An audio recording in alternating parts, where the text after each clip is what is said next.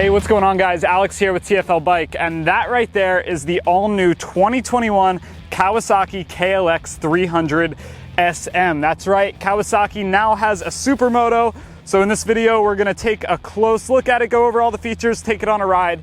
Let's jump right into it. So yeah guys, the formula for a Supermoto is simple. You take a dual sport or a dirt bike, slap on 17-inch wheels and tires that are tubeless, and you've got yourself a pretty good package to go up into the hills, take her on your go-kart track, whatever you want to do with it. These are really good for tight corners and tight maneuvers. So this is based on the KLX300. That's a dual sport.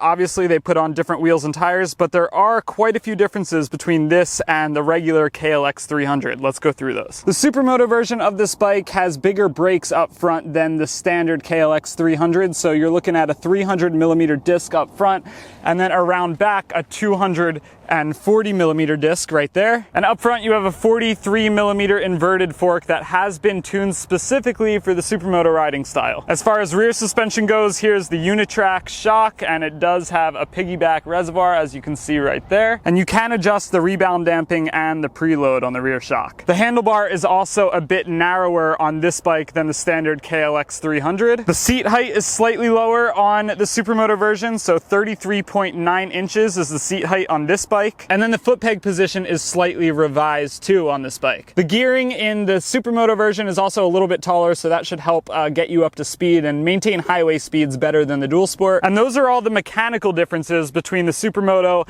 and the standard KLX300. The rest are cosmetic, and I think they're pretty good cosmetic changes. So you have a lot of blacked out accents. So for example, your fork tubes up front, they're blacked out.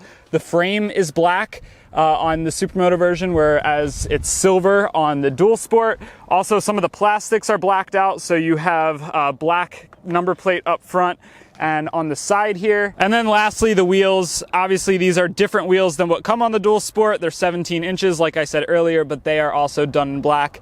Overall, it's a pretty good look. I really like the kind of murdered out with the green combo. Looks a lot better than when they do the silver and the green together. So as far as style wise, yeah, it's a pretty sharp looking bike. All right, and we're off.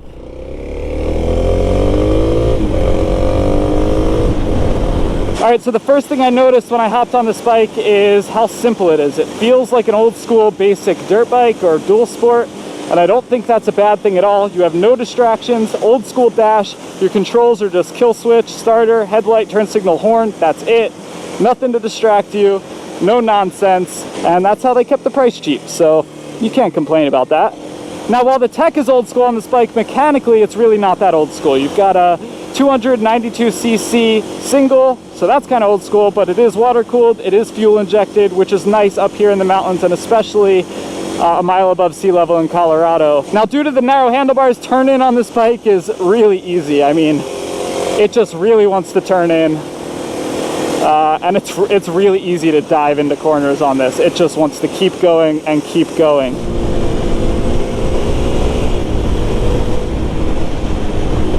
Yeah, this is where this bike just absolutely shines.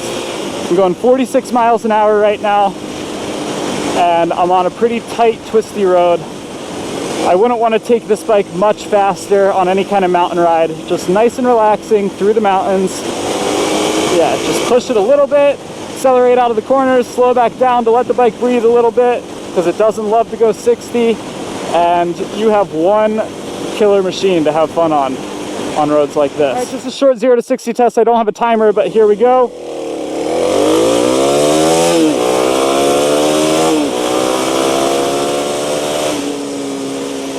I didn't quite hit 60. I think that was 59, but you get the idea.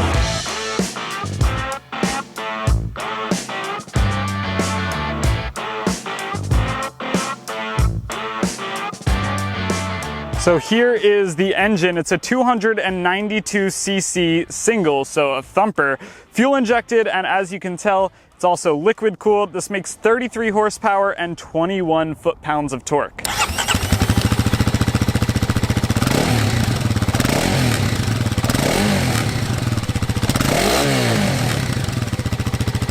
All right, I want to give you a little idea of you know, what the seating position is like and how a person actually looks on this bike. So seat height is 33.9 inches, which isn't the lowest in the world. This is a bike that I could see a lot of beginners riding, but even at that height, I'm about 5'10". I'm having a really easy time controlling this bike, moving it around. It only weighs about 309 pounds, so super lightweight, only takes 2 gallons of fuel. So yeah, really confidence-inspiring package and super lightweight, super easy to manage. All right, let me just show you a couple more details that are standing out to me with this Supermoto. So first of all, I'm digging these black fork guards up front. That's a pretty cool look right there. I also really like the contrast to the engine. Everything but the engine on this bike is black or green, and the engine just really sticks out being done in this silver. So I'm kind of glad they didn't go with black engine cases or anything. I think the contrast is a pretty good look. You've got your odometer. You can kind of scroll through your trip computers there. You have your speed, time, and then RPM. No gear indicator, which is a little bit of a bummer. This is a 6-speed. And then down here we have some dummy lights. So check engine light. You've got your gas, your coolant, headlight, neutral, and turn signal. Now you can take a passenger on this bike, and I really like how the foot pegs are so tucked into the bike. A lot of times they stick out, and you know, if you're riding with your toe on the foot peg, your heel can end up catching on the rear passenger peg, but these are super tucked up there. You're never really gonna run into issues with that, and they're really stiff too. You really gotta pull with some force to get them down. So here's a look at the tires. Just wanted to give you a peek. This is a 130/70/17 in the rear. It's a road winter tire, and I think this tread pattern is actually pretty good for this bike. You definitely have some deeper grooves, so you could have some fun in some of this looser dirt here, but definitely still have enough contact patch to take you through the mountain roads and, you know, keep the rubber side down. You have this big beefy chain guide down on the bottom. That's nice to see from the factory, and weirdly enough, the coolant reservoir is on the left side of the bike behind the number plate or the side plate. So definitely easy access, that's cool, but just a little unique. I've never really seen one put back here, at least from the factory. You've got a helmet lock there in case you're, you know, riding through the city and you want to lock up your helmet, not carry it with you. And a little tool pouch on the top too, in case you need to bring some tools along. This Supermoto is a blast, and I really hope that this bike kind of marks the return of the Supermoto, because for a while no one was really innovating in this space. You had the DRZ, which is so old, and then you had a bunch of guys that were taking 450 race dirt bikes and putting street tires on them and converting them to, you know, street legal. But not too many options from the factory. And I'm really hoping that the other manufacturers take note, because a super nimble and inexpensive bike like this makes a lot of sense if you live around some roads like this. This is a blast. On just about any other bike, I'd probably be upset that I was stuck behind a Prius, but I don't mind, because I'm in the sweet spot in terms of speed for this bike.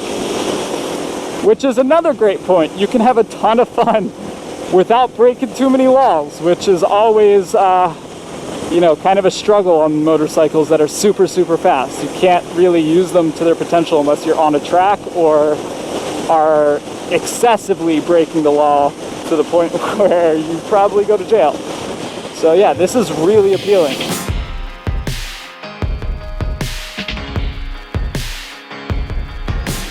Now, easily the best part of the KLX300SM is the price. $6 grand gets you onto this bike right here, which in my opinion is an absolute awesome deal for really any kind of rider, whether you're a beginner rider and you're just trying to get your first bike to get you around town, or you're very experienced and you like riding really tight roads and tight tracks. This would be a great option for you too. As far as competition goes, you could look at Suzuki's DRZ.